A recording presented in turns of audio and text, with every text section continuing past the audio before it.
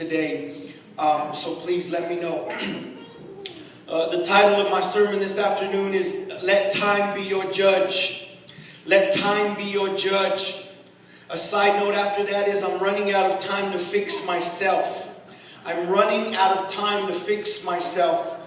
I want you to think about those words. I'm running out of time to fix myself. And I'm going to try to marry time and judgment together today and look at them as equal, look at them as the same rather than as two different subjects. I'm going to try to intertwine them today because one is just as important as the other. Amen? Listen to this. This is James. I'm going to move through this quickly, so stay with me. The book of James chapter 4 verse 14 says, "Whereas you do not know what will happen tomorrow, for what is your life? Question mark. For what is your life? Question mark. It is even a vapor that appears for a little time and then vanishes away." Have you ever seen a vapor? Have you ever seen a vapor come and disappear? Maybe you pull out some ice cubes from the fridge and when it hits the air, you see a little bit of the vapor come off and then it's gone. Before you even get a chance to focus in on it, it's gone. It's funny how God doesn't say your life is like a cloud of smoke. You know, a cloud of smoke will stay around for longer and keep its shape longer, but a vapor disappears quickly. God is saying, what is your life? And He's asking you that question today. What is your life? Question mark. And then He gives you the answer after He asks you the question. See, sometimes God asks you a question and He don't want you to answer Him. I said, sometimes God asks you a question and He don't want you to answer Him. He wants you to pause and listen for the answer. The answer is, it is even a vapor that appears for a little time and then vanishes away. So God is saying, you know what? Listen, there ain't a lot of time here. You got to make every moment count. In the book of Ecclesiastes, I believe it's in chapter 3, God begins to say there's a time for everything. A time to plant, a time to grow, a time to harvest, a time to cry, a time to live, a time to die. And it says time, it must say time over 30 times. In the book of Ecclesiastes, God is stressing time. He says time is important to you, not to me. See, God doesn't measure time. There's a place in the Bible where it says 1,000 years on earth is as one day in heaven. So our time here on earth must be going by really, really fast when it comes to the span of how God measures time. But God says, time is in my hand. God is yesterday, today, and forever. In other words, it doesn't mean God is God yesterday, God is God today, God is God tomorrow, and God is God forever. So it don't matter what time it is, He's still God. Amen. But He's saying here that I want you to be aware of the time you have here on earth because it goes by quickly. Now here's where I'm going to marry in the judgment part. And I've labeled this Judge Yourself. Book of Matthew chapter 7 verse 1 through 5. Judge not that ye be judged. For with what judgment you judge, you will be judged. And with that measure you use, it will be measured back to you. And why do you look at the speck in your brother's eye, but do not consider the plank in your own eye? Or how can you say to your brother, let me remove the speck from your eye, and look, a plank is in your own eye? Hypocrite. First remove the plank from your own eye, and then you will see clearly to remove the speck from your brother's eye. In other words, God is saying, listen, before you try to fix somebody else, you better fix yourself. Before you start pointing out problems with somebody, you better point out the problems in your own life. Before you try to clean up someone else's backyard, you better make sure that your yard is looking really clean. One of my favorite sayings is, don't ever take advice from somebody that does not pray more than you do. Don't ever take advice from somebody that does not pray more than you do. So here he's saying, listen, I want you to take a moment to look over your life and judge your own life. I like to think about it like this, as if, I'm going to check my life before someone else comes and checks it for me. Before someone comes out and says, you need to work on this, or you need to do that, or you need to work on that, I can say, you know what, I'm already working on those things. Because I've looked at myself in the mirror and I said, you know what, I need to work on some things. I need to get some things different or change in my life.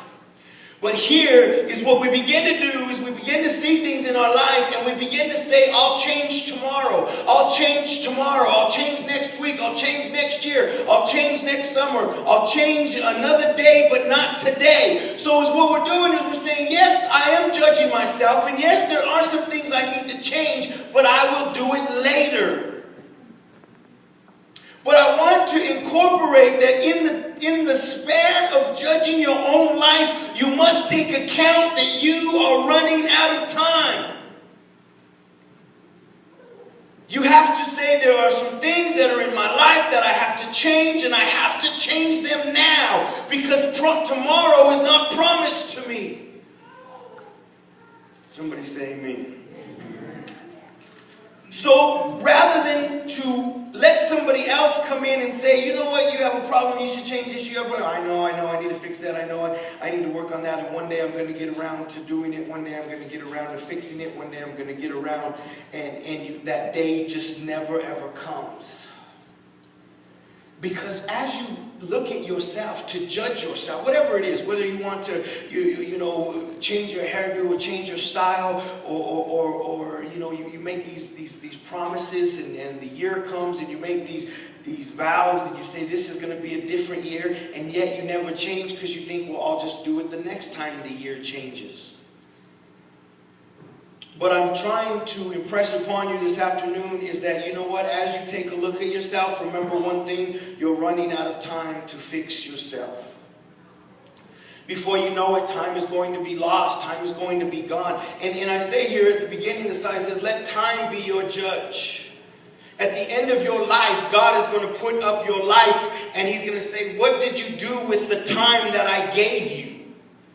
Were you nice? Were you kind? Were you loving? Were you forgiving? Were you constantly working towards a goal? Were you doing the things that I've asked you to do? Or were you wasting time? Have you ever just said, oh man, I totally wasted this weekend. There were so many things I could have done. I totally wasted this nice day. I totally wasted my day off. I totally wasted that moment. I totally wasted, you know, the situation. And well, there'll be another one. There'll be another nice day. There'll be another weekend. There'll be another day off. And I'll do it next time.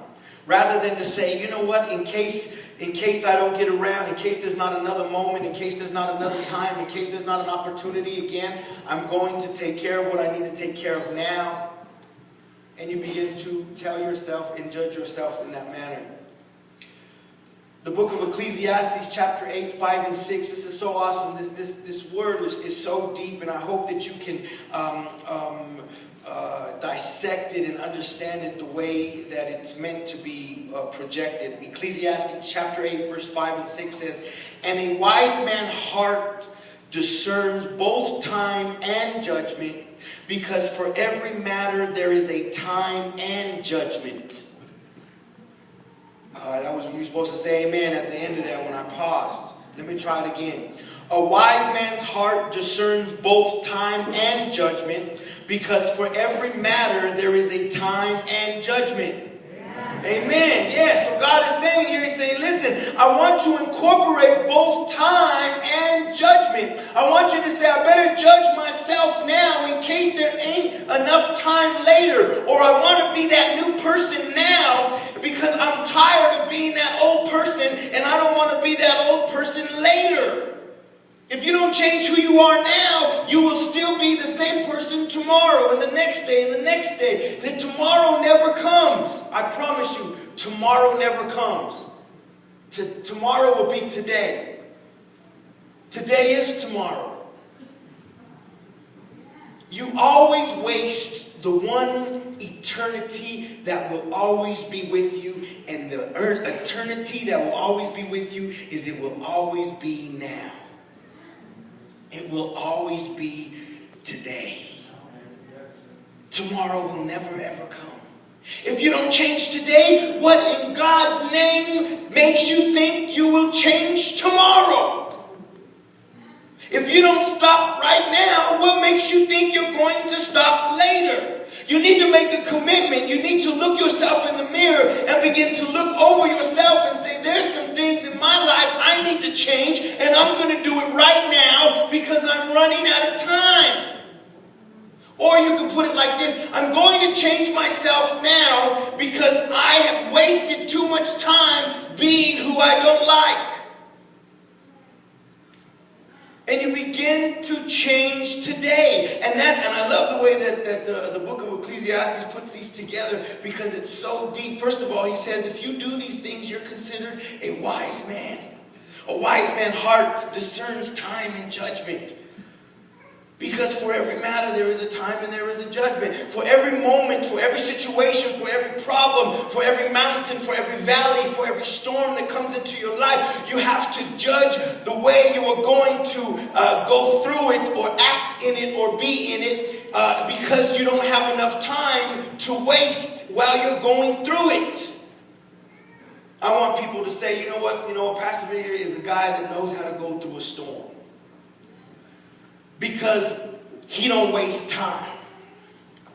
There's things that we need to do. There's so many things that me and my son have planned. We have so many things we're planning. We're doing a car club and a lowrider bike club. And we're starting this little business together. And he's a tattoo artist. And we want to do some youth outreaches. We have all these things. And we always wait to do it tomorrow. Man, I've been writing a 55-page book for over a year. All you got to do is sit down and write it. Last night as I was finishing up the sermon, I'm looking at the chapters that I've written and the chapters that I have to go. And I'm saying, why haven't I finished it? And God said, because you waste time. Yesterday I was downstairs and I was studying, I was reading the Word, I was having a good time with God, and the music was going and it was making me cry, and I was looking over my life, and I was changing at that moment. I was changing, and then I said, you know what, I'm going to go upstairs real quick, I'm going to take a little break. I went upstairs and the kids were watching that 70s show on TV, and it was so funny. 15 minutes I watched the program. I said, I'm just going to go up for a second. And I ended up getting sidetracked. I came back downstairs and I said, man, I just wasted 15 minutes of time that I could have been changing and bettering myself. Why? Because of a crazy little program. That's it. It just took my life right there. It took a piece of my life. I got home yesterday and the kids were watching the cartoon, How to Train Your Dragon or something. And I just caught the end, and I didn't catch the whole story, but the end was corny. So I said, man, I want that 10 minutes back. I sat here and watched your corny program for 10 minutes. I want it back.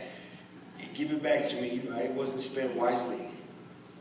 My point is that as you begin to judge yourself, realize that you don't have a lot of time.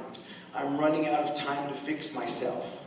But here's something though that I want you to consider. To consider this as you go through the change, as you begin to get things out of your life that shouldn't be there, and get rid of friends that you should have gotten rid of a long time ago, and throw away phone numbers that you should have thrown away a long time ago, and forget about addresses you should have forgot about a long time ago. As you look in the mirror and begin to say, there's things that I need to change, don't beat yourself up.